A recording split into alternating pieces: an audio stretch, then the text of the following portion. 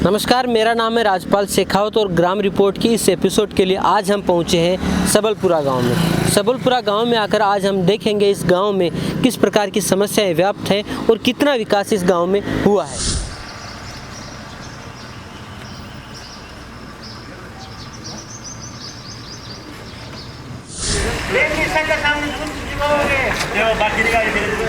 मस्जिद देखा, जैसे आप नीचे देखते हैं तो उसके सामने पूरा ये कीचड़ फैला हुआ। अक्सर मैं देखता हूँ कि जब धार्मिक स्थल होते हैं, मंदिर हो मस्जिद हो, तो बात की जाती है साफ़ सफाई की। आप जूते लेकर अंदर नहीं जा सकते। कहा जाता है कि जो मस्जिद है, मंदिर है, उनके आसपास अच्छी साफ़ सफाई होनी चाहिए। लेकिन ये देखकर मैं काफ़ी अचंभित था कि ये कैसे हो सकता है। फिर मैंने यहाँ पे जो मौजूद लोग थे उनसे बात करके तो मेरे समझ में आया कि यहाँ पे ये जो कीचड़ है बारिश की वजह से नहीं है। पूरे 12 महीने तक लगातार ये जो कीचड़ है, ये गांव का पानी यहाँ से आकर रहता है और ऐसी खतरनाक स्थिति यहाँ पर हो चुकी है। आप देखेंगे तो यहाँ पर आपको देखने में मिलेगा कि अगर यहाँ से आप सीधा मस्जिद में जाने का प्रयास करें तो आप गिर सकते हैं। मैं इसका कारण क्या है वो आपको समझाता हूँ। ये आप इधर से आकर अगर आप देखेंगे तो यहाँ पर ये नाला है जहाँ से गाँव का पानी इधर से आता है। आप यहाँ पर ये देखिए कि ये नाला पूरा भरा हुआ है, आगे पानी जाने के लिए जगह नहीं है। यहाँ से ये पानी आकर उसके बाद में इधर से होकर एक पाइपलाइन के थ्रू आगे एक टैंकर बना हुआ है, वहाँ पर जाकर ये पानी खाली होता है। लेकिन उस टैंकर की कोई साफ़ सफाई नहीं है। टैंकर पूरा कचरे से भर चुका है और वो पानी से भी पूरा भरा हुआ है और वो परमानेंट यहाँ के लोग कह रहे हैं कि वो भरा हुआ ही रहता है। उसकी वजह से क्या है कि ये पानी आगे जाने के बजाय उसी टैंकर से आगे एक गांव से पानी आने की नली हो रहा है और वहाँ से पानी वापस आता है और वापस आकर ये यहीं से पानी वापस निकल कर पानी तो अपना रास्ता बनाएगा ही और ये पूरा मस्जिद के सामने ये फैल जाता है। हालांकि ये कोशिश की गई है यहाँ पर कि ये जो पानी है वहाँ से आगे निकाला जाए और उधर पूरा खाली मैदान पड़ा है तो उस मैदान की तरफ वो पानी जाता है। अगर वहाँ पर जिसकी भी वो जगह है वहाँ पर वो अपना मकान बना ले तो उसके बाद में वो वहाँ पर भी पानी नहीं जाने दे। लेकिन वहाँ पर पानी जाने के बावजूद यहाँ पर आप देखेंगे कि लगातार पानी जा रहा है तो यहाँ से जो कीचड़ हो रखा है उसकी वजह से यहाँ के जो हालात है वो काफ़ी ख़राब है। तो हम यहाँ पर कुछ लोग मौजूद हैं, उनसे बात करते हैं कि आखिर एक मस्जिद के सामने इस प्रकार की स्थिति कैसे हो सकती है। तो आप युवा हैं, मैं आपसे जानना चाहता हूँ कि अक्सर हम बात करते हैं कि जो भी धार्मिक स्थल है वो मंदिर हो मस्जिद हो, उनके आसपास साफ़ सफाई होनी चाहिए। और हम कभी भी मंदिर के अंदर हमने देखा नहीं कि मंदिर हो मस्जिद हो उसमें जूते लेकर आप किसी को जाने दिया जाए। लेकिन यहाँ पर मस्जिद की स्थिति आप देखें, उसके सामने देखें तो इतना कीचड़ ये कैसे हो सकता है। देखो, सबसे पहले मैं आपको और आपके चैनल को धन्यवाद देता हूँ कि आपने हमारे गांव की समस्या को देखा और आपने नोटिस किया और आपका बहुत ही सराहनीय काम है कि आप गांव-गांव जा रहे हो और बहुत बढ़िया काम कर रहे हो। अब बात हमारी समस्या की है तो समस्या तो हम सबके सामने है। आपने भी देखा धार्मिक स्थल मस्जिद भी है और मस्जिद के अलावा ये जो चौक है ना, ये गाँव की नाक है। एक मस्जिद तो है ही है और जो भी गांव से बाहर का आदमी आता है, कोई XYZ कोई भी मेहमान हो, कोई भी आए, लेकिन गांव की एक नाक है तो पूरे गांव को शर्मिंदा होना पड़ता है।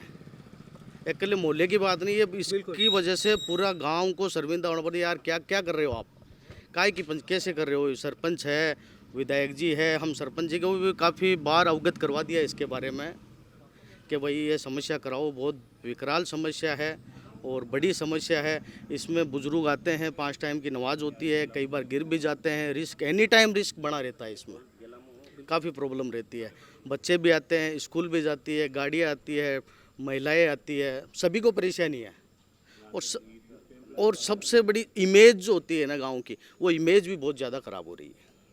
नहीं, ये बात तो आपकी बिल्कुल सही है कि ये शर्मिंदगी का विषय है। क्योंकि जैसे हमने ही गांव में यहाँ पे एंट्री लिखते दूर से मस्जिद दिखता है, लेकिन जैसे हम पास से गुजरने लगे हमें सीधा ये कीचड़ दिखाई दिया। लेकिन ये काम इतना मुश्किल भी नहीं है कि जिसको किया ना जा सके। आज के समय में हम देखें तो लोग बात करते हैं कि ये विकास होगा, स्मार्ट सिटी बनाने की बात होती है, तो ये काम इतना बड़ा नहीं है कि जिसको करने में कोई आपको करोड़ों का बजट चाहिए। छोटे से बजट में ये काम हो सकता है। जो नालियाँ उनकी व्यवस्था अच्छे से की जा सकती है, यहाँ पर सड़क को थोड़ा सा और ऊंचा किया जा सकता है।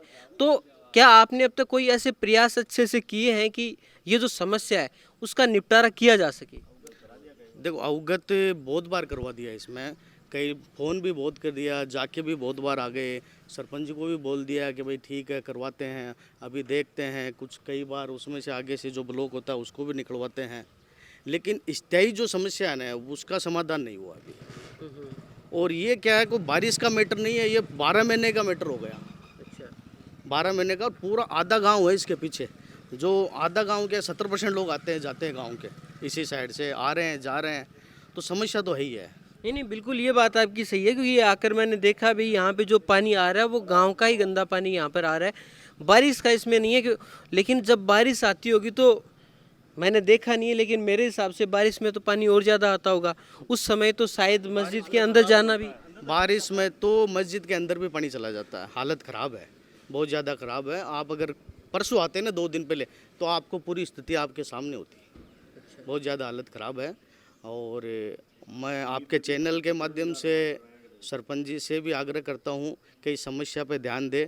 और आपको अगर सरपंच जी किसी बात की कोई परेशानी है तो हम आपके साथ खड़े हैं, आइए हम चलते हैं। कलेक्टर साहब के पास चलना है, विधायक जी के पास चलना है, या और किसी प्रशासनिक अधिकारी के पास अगर चलना है तो हम बिल्कुल तैयार है, पूरा गाँव तैयार है। ये गाँव की समस्या है और पूरे चौक की समस्या है। बिल्कुल, ये आपको बातें बताई। और जब हम यहाँ पर आए, यहाँ पर काफ़ी सारे बुजुर्ग और युवा मौजूद हैं, उनका यही कहना था जब से हम आए हैं कि इसके लिए हमने काफ़ी प्रयास किए, हमने सरपंच से भी बात की है, और चुनाव का समय जब आता है तो इस प्रकार के मुद्दे उठाए भी जाते हैं, लेकिन अब तक उनका कोई समाधान हो नहीं पाया है।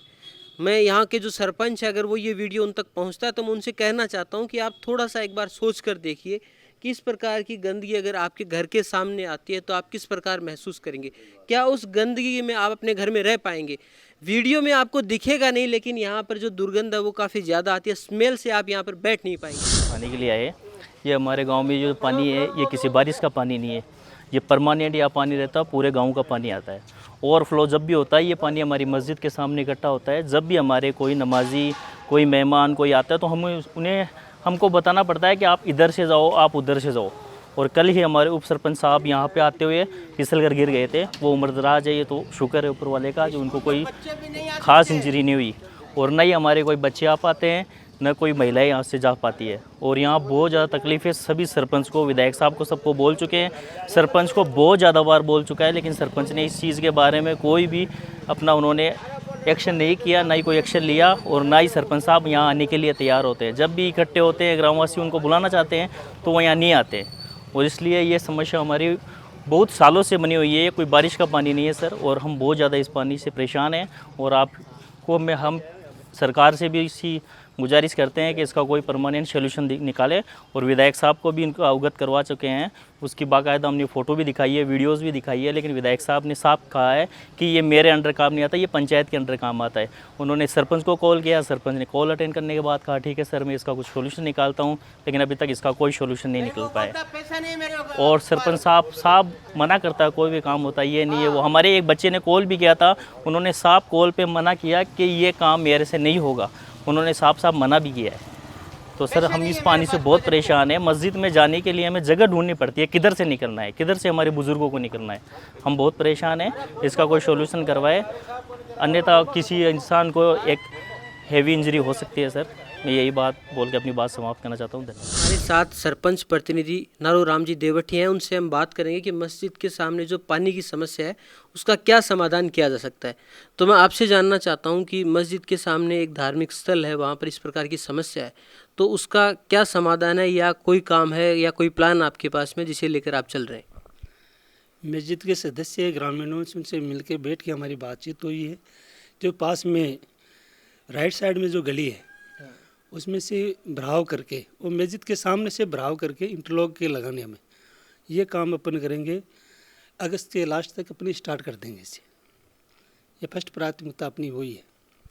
तो सरपंच जी कह रहे हैं कि अगस्त लास्ट तक इस समस्या का समाधान वो कर देंगे। वहाँ से जो साइड में जो गली है उसमें भराव करके जो नालियाँ वो बनेंगी तो उससे मस्जिद के सामने वो पानी की समस्या नहीं रहेगी। हम उम्मीद कर रहे हैं कि जिस प्रकार से सरपंच जी बता रहे हैं तो अगस्त सितंबर तक इस समस्या का समाधान तो ये थी सबलपुरा गांव की ग्राम रिपोर्ट, जहां हमने देखा कि गांव में जैसे ही आप प्रवेश करते हैं तो मस्जिद के बिल्कुल ठीक सामने पानी भरता है, जिसे देखकर आपको थोड़ा सा अजीब ज़रूर लगता है। लेकिन गांव के सरपंच से हमने बात की तो उन्होंने बताया कि उनके पास में पूरा एक प्लान तैयार हो चुका है और करीब 1 से 1.5 महीने में वो इस समस्या का समाधान कर देंगे।